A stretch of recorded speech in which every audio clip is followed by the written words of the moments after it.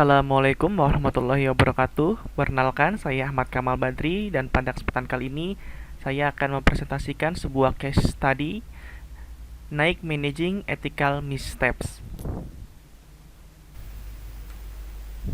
Blue Ribbon Sports, Nike. We are all witnesses. Believe in something even if it means sacrificing everything. If you ever dream of playing for millions around the world, now is your change. Fly inside. Play for the world. Nike didirikan pada Januari 1964 dengan nama Blue Ribbon Sport oleh Philip Knight dan Bill Bowerman. Kemudian Nike brand dibuat pada tahun 1972, Nike After the Greek Goddess of Victory, dan renamed to Nike pada 1978. Background: founded as Blue Ribbon Sport, kemudian menjadi Nike pada tahun 1978. Began as distributor for Japanese athletic shoe company Onitsuka Tiger, largest worldwide seller of athletic goods. Nike's main popularity came from celebrity athlete sponsors. Available in 160 countries worldwide, Nike in 1978 has grown to be the largest worldwide seller of athletic goods with approximately 19,000 retail accounts in the United States. Nike main rivals include Adidas and Puma. Product: shoes, clothes, gears. Just do it.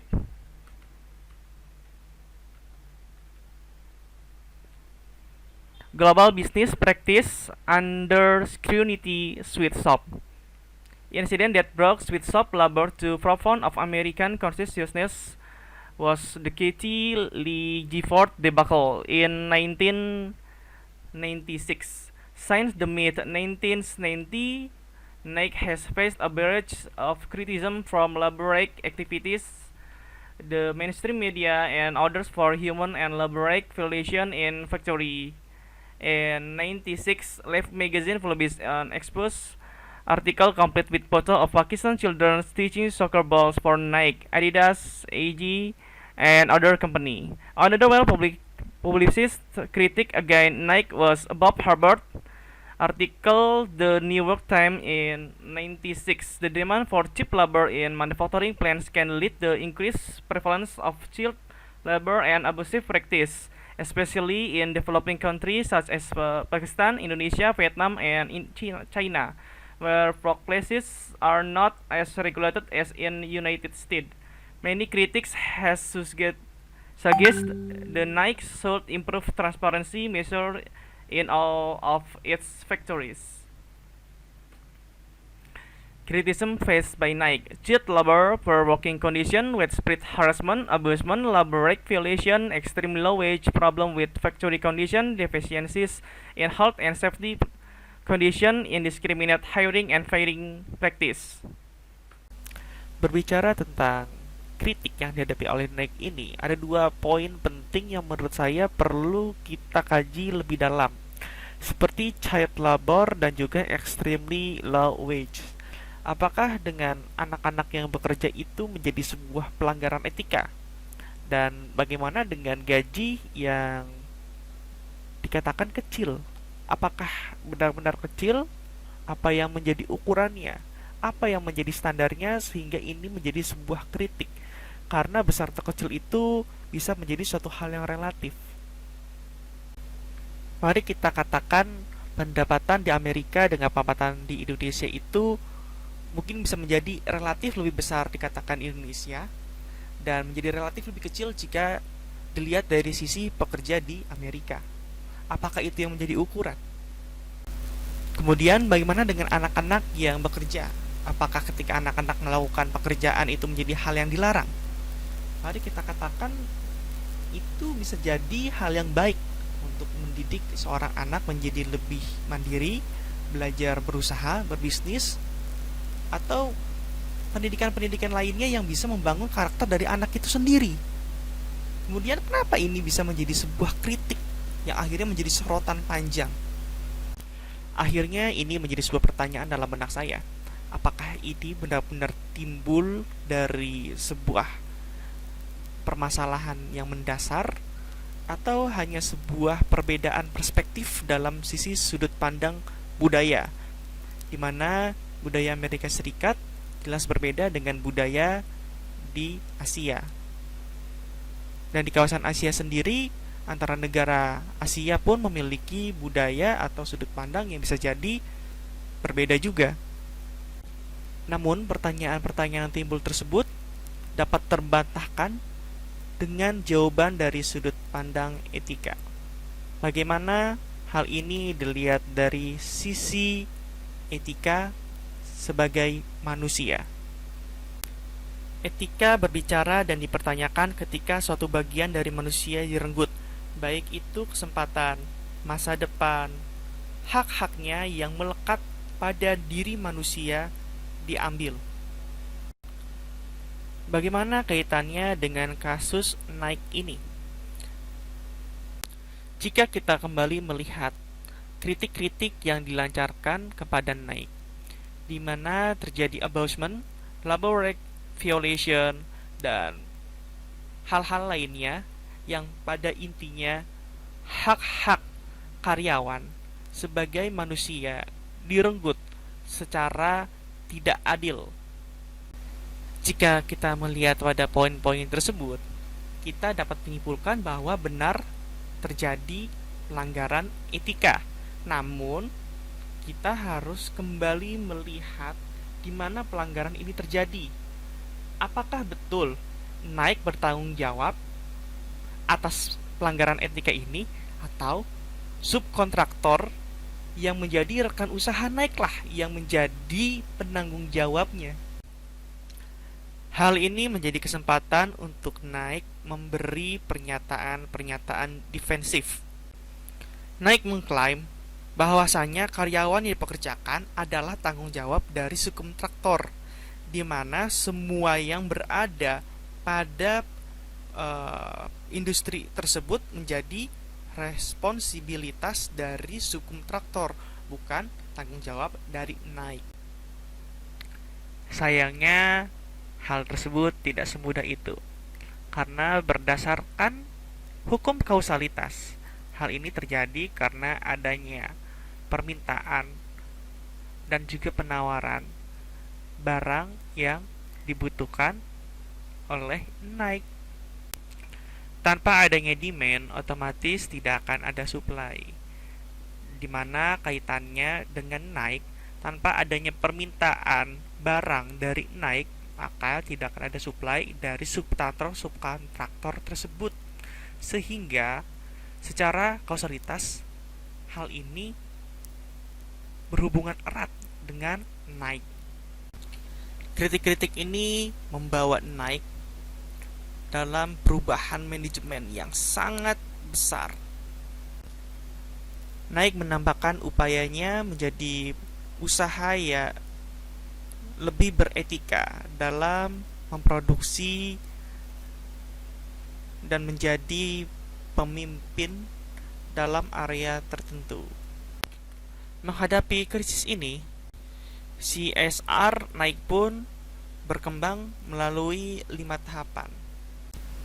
Defensif, ini bukanlah salah kami. Compliance, kami melakukan apa yang harus kami lakukan. Manajerial, ini adalah bisnis.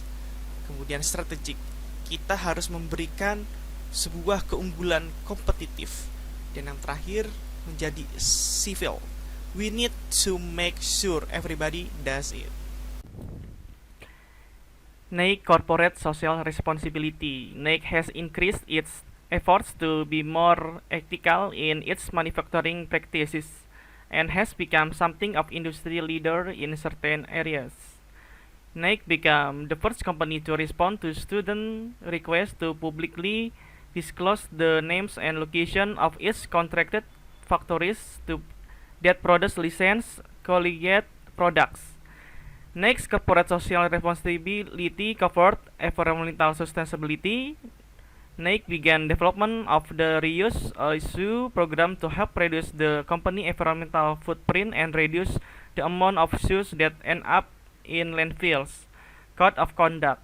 Nike's code of conduct was its first step toward improving working conditions in their factories. Audit tools. Nike developed three main auditing tools to help provide increasing transparency and insight into the manner in which Nike contracts factory are evaluated for compliance with company standards. Factory transparency. Nike became even more proactive by becoming the first company respond to college requests to publicly disclose the names and location of its contract factory that produce licensed college product. Corporate Responsibility Committee and Nike developed a corporate responsibility board to review policy and activity and make recommendation to board of director regarding labor and environmental practice, community affairs, charitable and foundation activities, diversity and equal opportunity and environmental and sustainability initiative.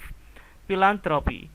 One of Nike's new goal is to increase its CSR is by building a social network where innovation are shared, new funds are mobilized, and human and social capital is exchanged in support of global movement based on power sport to unleash human potential. Why did Nike fail to address corporate social responsibility earlier?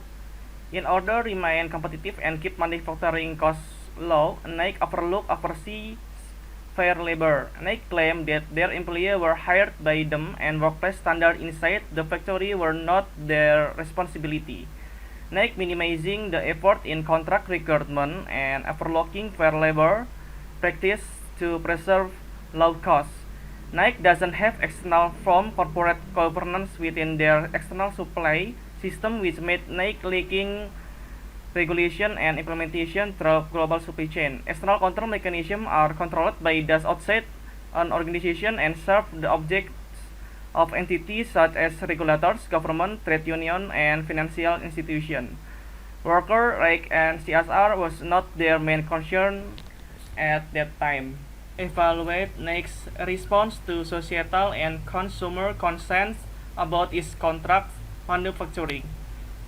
Launch a large public relations campaign to combat their damaging allegations. Nike launched a large public relations campaign involving individual consumer retailers and large university contracts to combat the damaging allegations of child labor, inhospitable working conditions, and low or non-existent wages. Establish and implementing code of conduct to manufacture abroad. Organize dialogue with students and university to explain their manufacturing policy. In an effort to directly address the concerns of students' activity, Nike visited several college campus, opening dialogue with students and university administration about its manufacturing policy. Nike even invited teams of Dartmouth graduate students to tour the Indonesian and Vietnamese factories for 3 weeks at Nike's expense. Spend considerable research to improve their labor standards. Person, organization, and environment. First thing, Nike took something ethic decision underlying universal value of justice and equality, leaving behind the bad practice. For instance, respect all the worker rights, including the right of free association and collective denying. Second, Nike was focusing in motivation and the work with affect the health and welfare of employees, eliminating the children exploitation and salaries, which was criticized by the media and society. In addition, a compromise was created. They put supervisor controlling the job in factories. Third, after the change, Nike modified business culture with the intention to provoke the minimum impact in their use, less synergy to products, eliminate their toxic hazard, become a transparent enterprise, showing a list with names and location all of its providers all over the world, which was never released before in. As we can see, today Nike is considered as one of 100 enterprises with best reputation in the world level and is a leader of one of the sport brand. What are the challenges facing Nike in future? Nike has to keep the sustainability of nature while maintaining aggressive manufacturing.